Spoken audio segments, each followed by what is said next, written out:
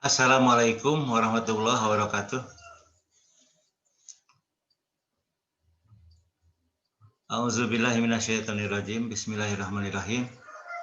Alhamdulillahirabbil alamin. Allahumma sholli ala Muhammad wa ali Muhammad. Allahumma ya muqallibal qulub, sabit qulubana ala dinik. Allahumma ftah qulubana ka futuhil arifin wa nawwir qulubana bil yakin. Rabbi shrah li sadri wa yassir li amri wahlul 'uqdatam min lisani yafqahu qawli. Ini Bapak mau permintaan ini ya, perwakilan Anda saya kira ya, akan mengulang kembali. Minggu kemarin kita sudah mengulang kembali metode metode tematik digital Quran ya. Jadi kalau saya IPAI harus paham benar lah tematik digital Quran. Jadi itu akan bermanfaat seumur hidup ya. Seumur hidup, terutama ketika Anda bertugas mengajar, mau khutbah Jumat gitu kan, mau mengisi pengajian. Nah, terutama lagi untuk kepentingan Anda sendiri ya, untuk hidup Anda, hidup beragama yang benar ya, sesuai dengan Al-Quran. Nah, sekarang Bapak akan mengulang kembali metode tipologi mazhab. Bapak akan menjelaskan dengan cara lain ya, supaya mudah-mudahan dengan cara begini Anda akan lebih paham ya, mudah-mudahan ya.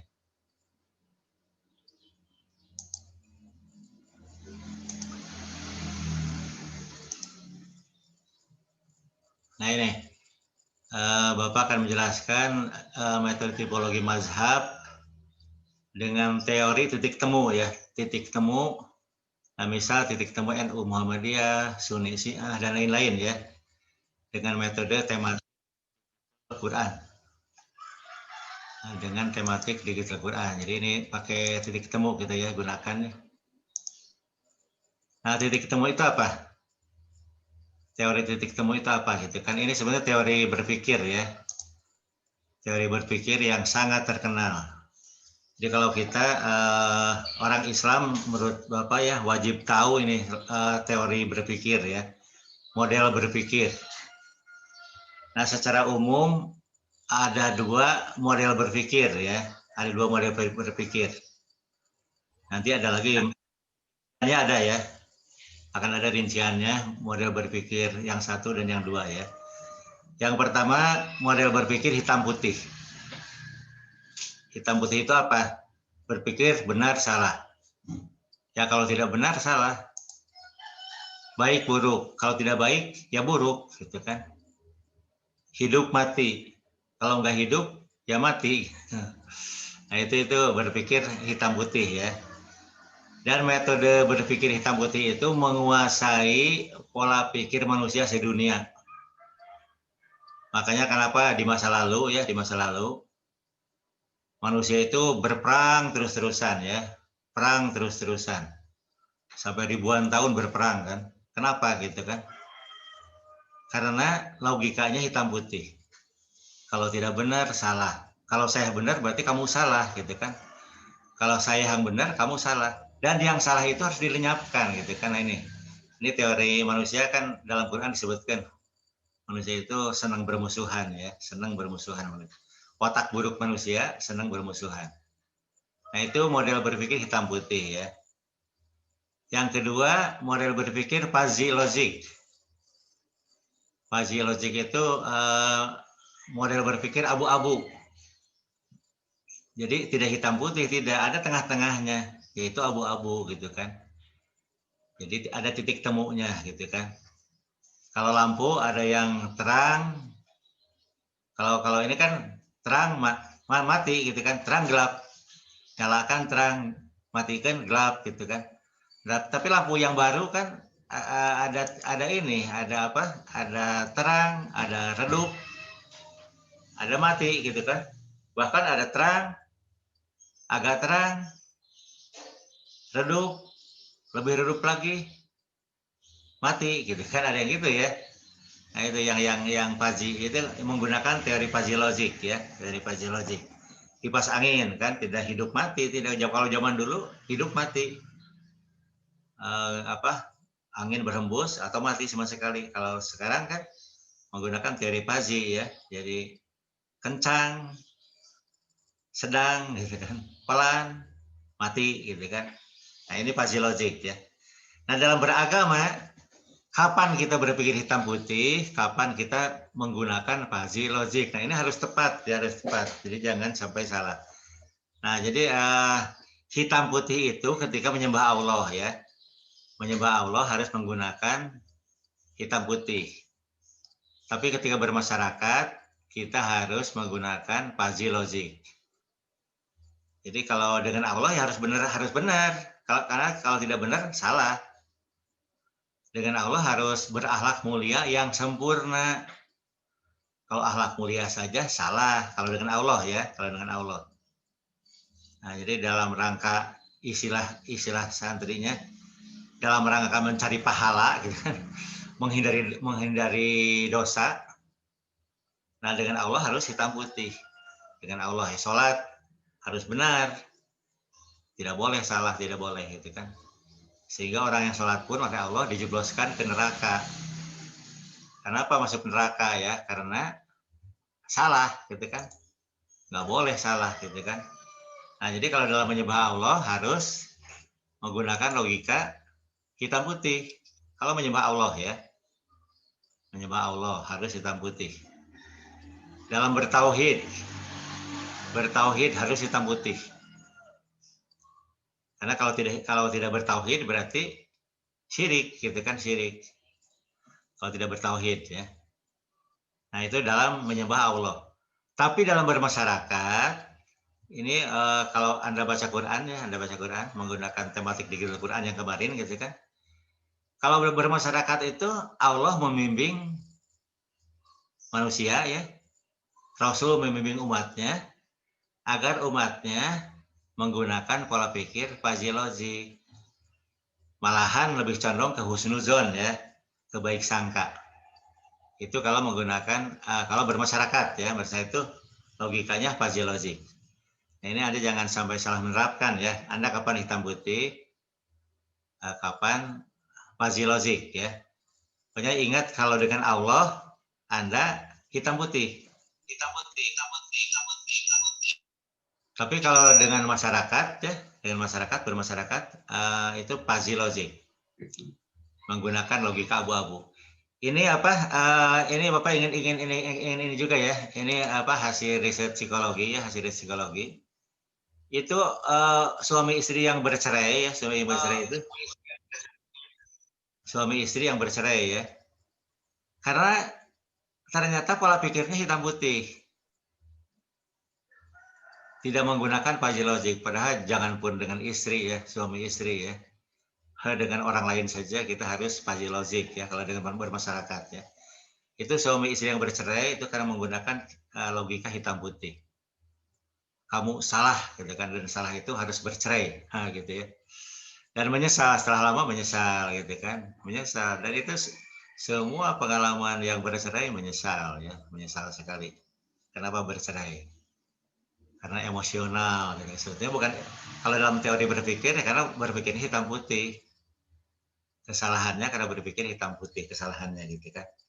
Nah padahal bermasyarakat itu harus abu-abu. Jadi kalau misalnya Anda ya kalau dengan teman ya, kalau ada teman Anda salah, jangan dilihat salah, jangan ya. Teman Anda banyak benarnya gitu kan. Nah itu ya.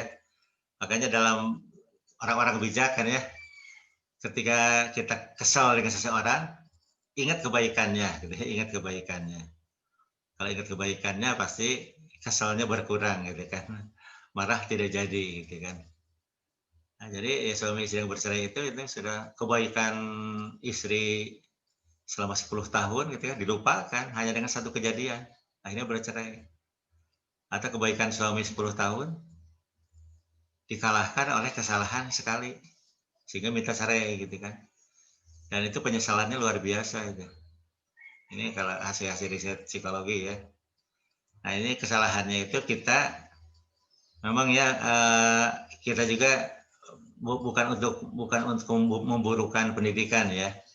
Jadi kita untuk mengoreksi pembelajaran pendidikan gitu kan. Pendidikan kita ini didominasi oleh berpikir benar salah gitu kan, didominasi. Ini yang sangat disayangkan ya. Bapak ingin mengutip tulisan mahasiswa ya, ada mahasiswa yang menurut Bapak bagus itu berpikirnya ya. Mungkin dia belajar Fajri Logic ya mungkin ya. Ada tulisan mahasiswa nih Bapak akan ini kan ya, akan di-share-kan ya. Tulisan mahasiswa tentang ini.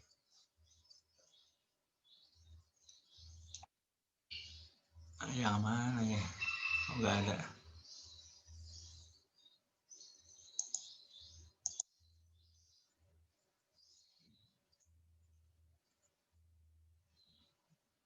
Ada tulisan mahasiswa nih yang bagus nih.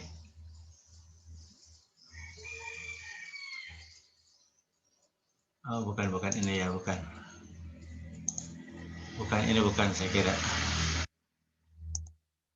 Nah, tulisan mahasiswa yang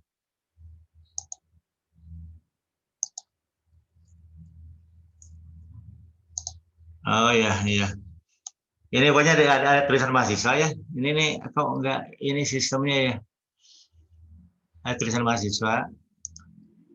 Jadi ini tuh masih UGM ya nulis ya. Jadi dia menyaksikan masyarakat bawah ya, masyarakat bawah yang ini dia itu heran masih UGM nulis di ini di apa di liputan Islam ya, liputan Islam ya. Dia menulis di Google ini Bapak mau buka Google-nya nggak bisa nih. Ini full screen jadi apa ininya full jadi apa tidak ada ruang untuk membuka Bapak ini. Jadi ada tulisan masih UGM, tulisannya gini. Jadi sudah saatnya NU Muhammadiyah rukun. Mungkin di daerah dia NU Muhammadiyah tidak rukun ya mungkin ya. Mungkin di daerah dia. Saya kira dia memotret daerahnya gitu kan. Tapi itu Bapak mengutip itu untuk berpikir logik ya, berpikir Fajri logik ya. Kata dia, saya ingat berarti dia santri juga santri ya, santri gitu kan. Pak Kiai kata dia, Pak Kiai cerita waktu itu kepada santri gitu kan. Benar itu harus gitu kan, benar itu harus. Tapi benar itu dibandingkan dengan kebaikan, jadi kebenaran, tingkat kebenaran dengan tingkat kebaikan jauh lebih tinggi kebaikan gitu kan. Jadi kebenaran harus dikalahkan oleh kebaikan. Bahkan yang lebih tinggi lagi adalah keindahan gitu kan. Keindahan mengalahkan kebaikan dan mengalahkan kebenaran gitu kan. Nah dia disatukan ini mungkin di daerah dia ya, daerah dia. Betapa masyarakat itu persoalan yang menurut dia sepele ya, tapi masyarakat memandang dia tidak menyalahkan masyarakat juga ya, menyalahkan corak pendidikannya gitu kan. Kok kenapa ditekankan benar salah gitu kan. Jadi kalau sholat subuh yang benar kunut atau tidak, ya harus kunut kata orang NU gitu kan. Berarti yang tidak kunut salah gitu kan. Dan salah itu bisa berakibat ke neraka gitu kan. Karena bid'ah apa ini ya apa Muhammadiyah pun sama. Orang Muhammadiyah berpikir begitu gitu kan. Kata dia, kok kenapa tidak diajarkan gitu kan ketika mengajarkan ke anak itu bahwa ya kunut subuh sunnah kata NU. Kenapa tidak begitu cara mengajarkannya gitu kan? Kenapa tidak ya kalau istilah Bapak kenapa tidak menggunakan tipologi mazhab gitu kan? Tapi dia tidak mengerti teori itu kan. Masih UGM itu tidak mengerti teori itu. Kenapa guru agama tidak ngajar ke anak didik? Kenapa? Kunut subuh itu sunnah menurut NU dan silahkan kalian ikut NU bagi yang setuju dengan NU. Tapi kata Muhammadiyah bid'ah. Jadi yang benar itu tidak kunut subuh kata Muhammadiyah. Itu pun benar menurut Muhammadiyah gitu kan. Tapi kita harus menjadi orang yang baik. Baik itu apa? Kita punya keyakinan sendiri dan menghormati orang lain gitu kan. Nah itu apa? Ya, itu tulisan masih UGM Anda disarilah tulisan ada saatnya NU Muhammadiyah rukun gitu judulnya itu rukun Muhammadiyah NU gitu kan. Dia sebutkan Idul Fitri seringkali Idul Fitri itu berbeda harinya gitu kan. Sehingga misalnya katakan NU Idul Fitrinya hari Senin, Muhammadiyah Selasa. Nah, yang ini bagi NU kan Idul Fitri itu Senin, Muhammadiyah masih puasa. Kok kenapa puasa di Idul Fitri? Haram kan puasa juga gitu kan? Itu orang Muhammadiyah salah itu. Kenapa di bulan apa Idul Fitri kok malah berpuasa gitu kan? Nah, gitu kan. Sama Muhammadiyah juga gitu, Muhammadiyah juga ini ya. Kenapa ini apa masih puasa kok sudah berbuka gitu kan? Seharusnya kan masih puasa gitu kan. Nah, itu karena itu ini Masya UGM berarti yang nulis ya. Karena itu apa? Sejak kecil saya ingat sekali kata dia. Kok guru-guru itu mendidik hitam putih, mendidik itu. Benar atau salah? Tidak pernah mengangkat titik temu gitu kan. Nah, dia tidak bicara soal ijtihad ya, tidak bicara ya. Karena kalau bicara ijtihad kan ijtihad itu kebenaran apa bisa mungkin benar mungkin salah ya. Sehingga kebenaran ijtihad tidak boleh dianggap mutlak, tidak boleh gitu kan.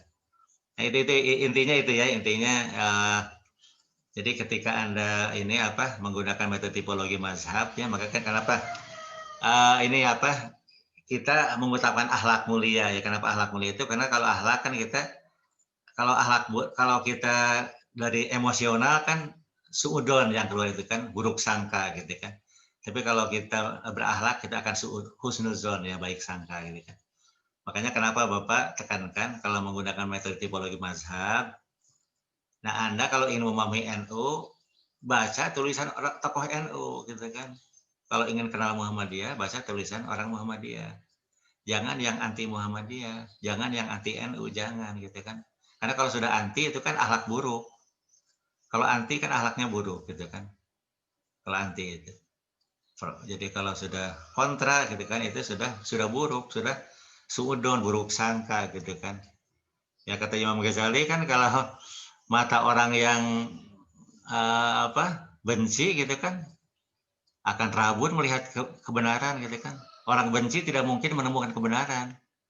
Nah ini ya, jadi ada ini nih ini bagus tulisannya isi Mas UGM itu ya.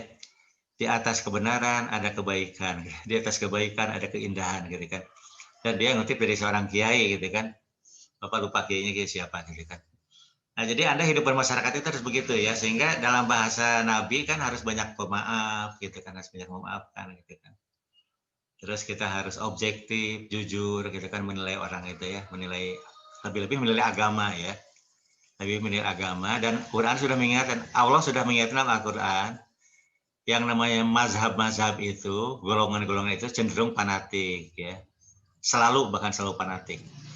Kullu hizbin bima ladaihim parihun. Setiap golongan merasa bangga dengan golongan masing-masing. Nah, ini yang harus dihindari oleh kita ya. Karena Allah itu punya agama Islam dan Islam Allah itu hanya dipahami oleh Rasulullah. Nah, ini harus kenapa butuh tipologi mazhab ya. Islam yang benar itu hanya dipahami oleh Rasul. Di luar Rasul, selain Rasul, sebesar apapun ulama, setingkat paus sekalipun, tetap bukan Rasul gitu kan. Yang punya kemungkinan salah. Sehingga benarnya tidak mutlak gitu kan. Nah itu, makanya kita harus gunakan metode tipologi mazhab gitu kan, gunakan. Nah ini ya kita kembali ke metode tipologi mazhab ya, tipologi mazhab.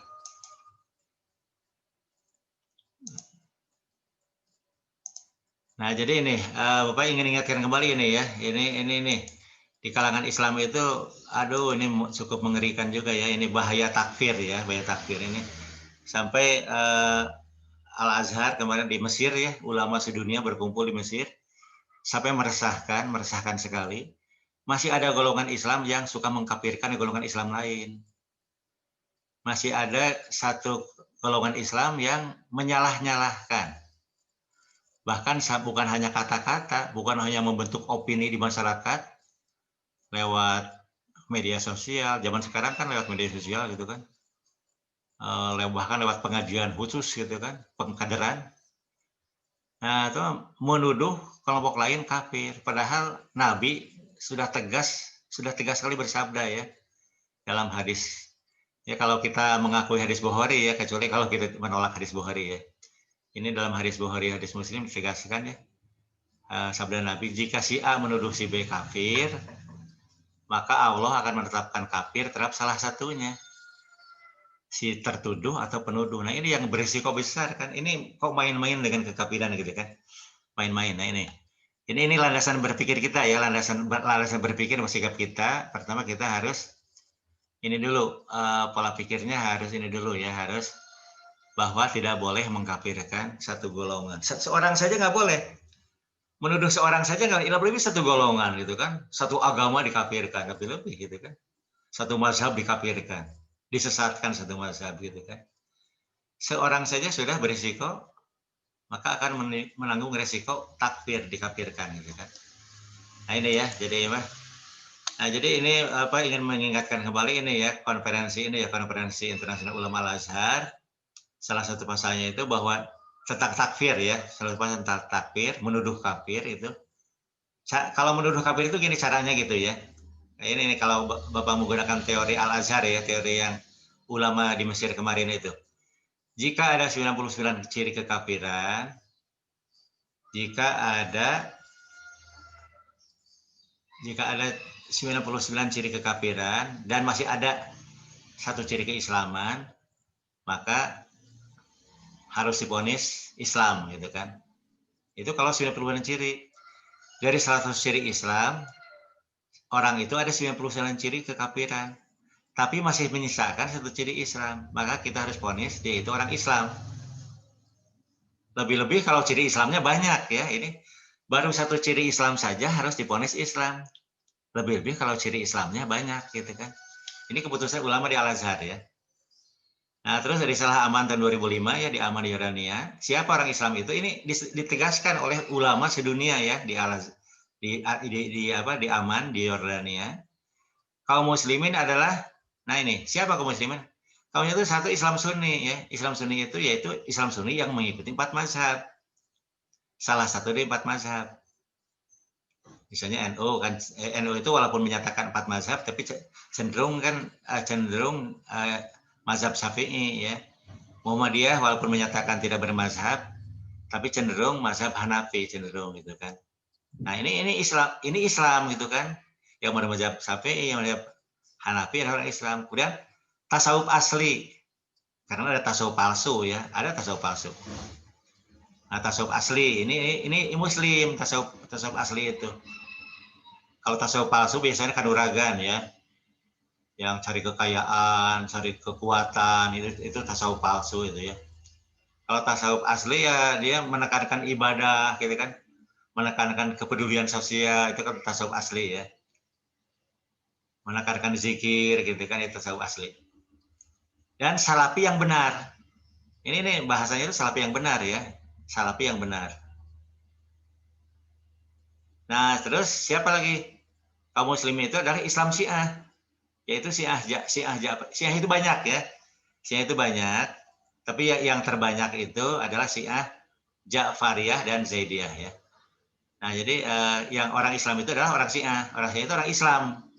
Bukan orang kafir, bukan ya, orang Islam. Ini keputusan ulama sedunia di Aman ini. Nah, ini pola pikir Anda harus begitu ya, pola pikir Anda harus begitu. Nah, terus Anda harus ingat juga siapa orang kafir dalam Al-Quran gitu kan. Siapa orang kafir dalam Al-Quran. Orang kafir itu kan tegas, ciri-cirinya itu satu, cirinya banyak ya, tapi yang menonjol ya. Memiliki karakter seperti iblis, yakni sombong, merasa dirinya lebih baik.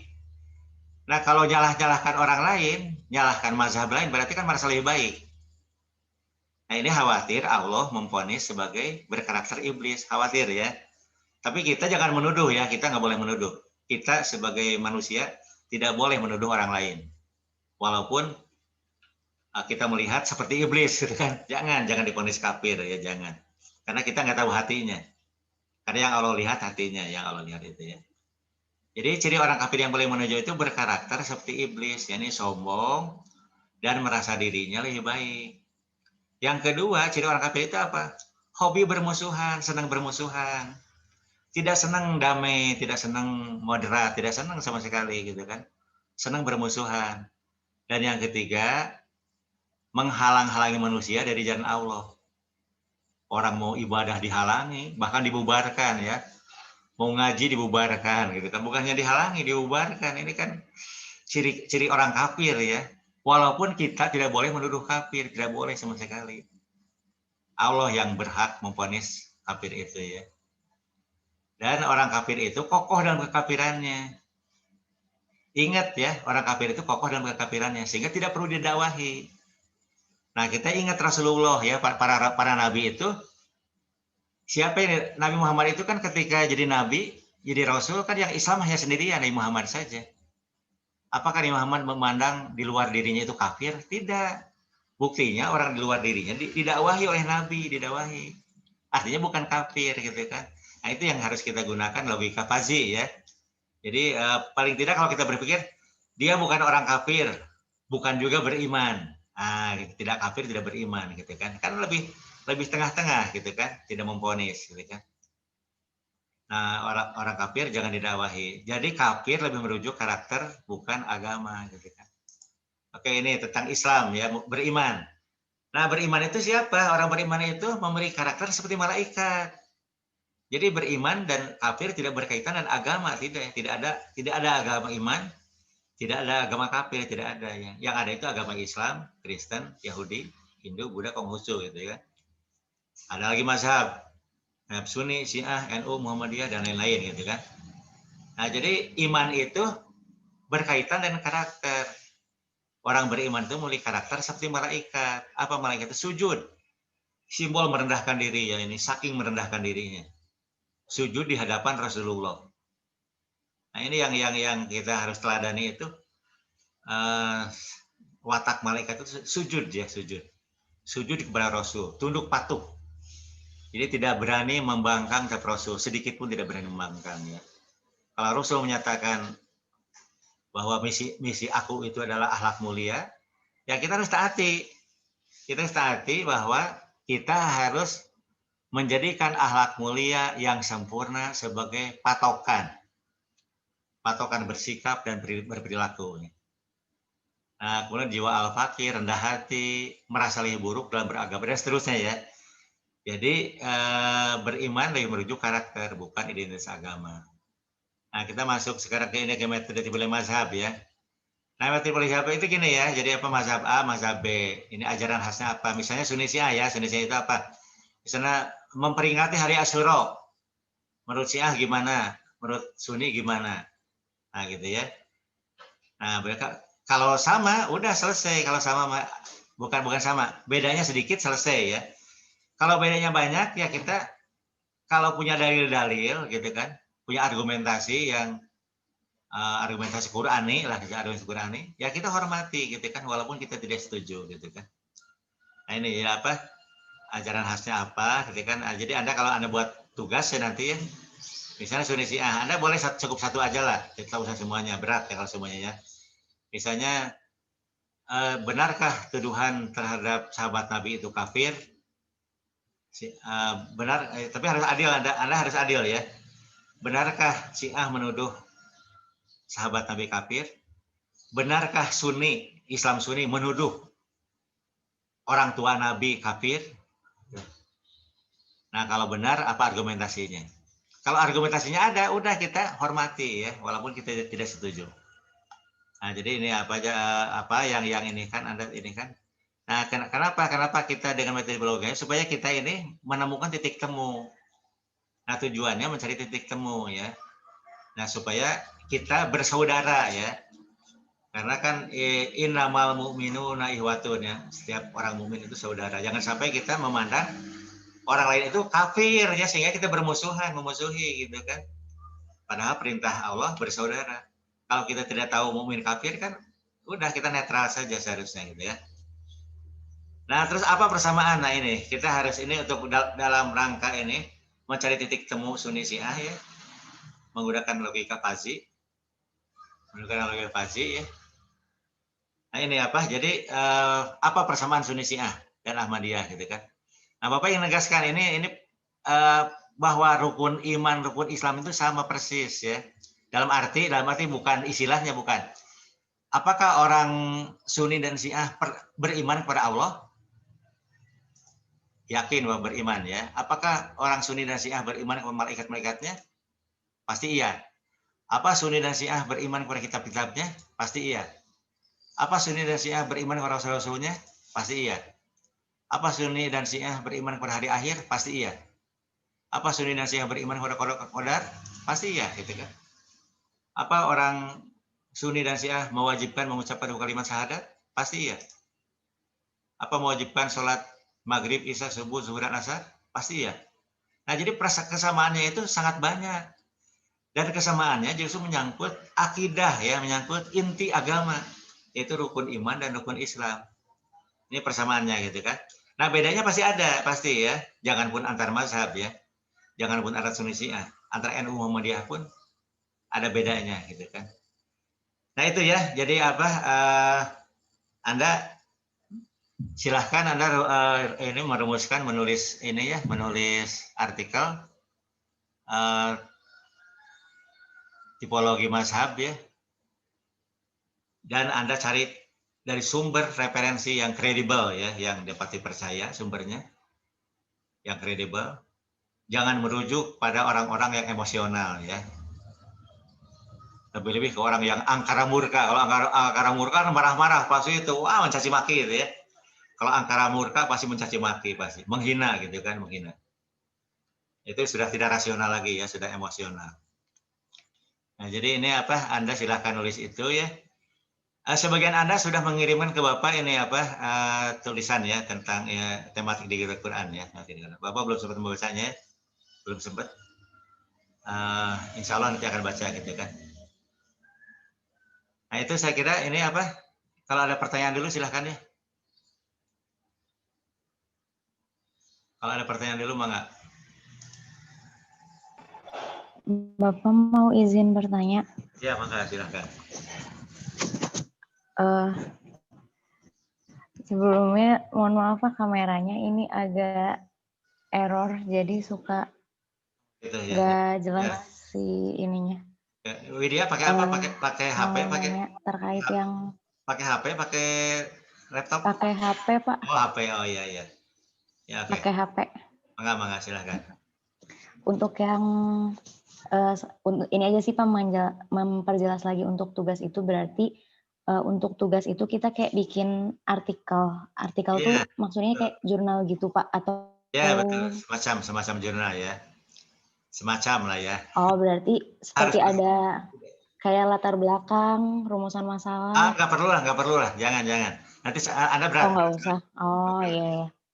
Jadi Anda langsung aja, misalnya Anda bahkan tidak perlu pakai cover juga, tidak perlu ya, langsung aja Anda misalnya tipologi mazhab, misalnya Sunni Syiah membahas hari Asyura misalnya gitu kan, hari Asyura gitu kan. Anda tulis menurut Syiah, jadi kalau menurut Syiah Anda ngutip dari Syiah ya. Kalau menurut Sunni, Anda kutip jangan dari yang anti ya. Kalau yang anti emang sudah bias lah. Kalau anti itu kan kalau menurut Bapak sakit jiwa ya, kalau sudah anti itu. Orang sakit jiwa gitu ya. Kalau orang sakit jiwa jangan dirujuk lah, jangan gitu kan. Walaupun ulama besar ya. Karena kan di zaman Nabi juga banyak ulama besar ya, yang benci ke Nabi kan. Di zaman Nabi itu banyak ulama besar ya. Dan benci ke Nabi banyak sekali gitu kan. Bahkan sampai Anda akan lihat kan, Khalifah Utsman dibunuh gitu kan. Yang bunuh itu ulama gitu kan. Karena benci gitu kan.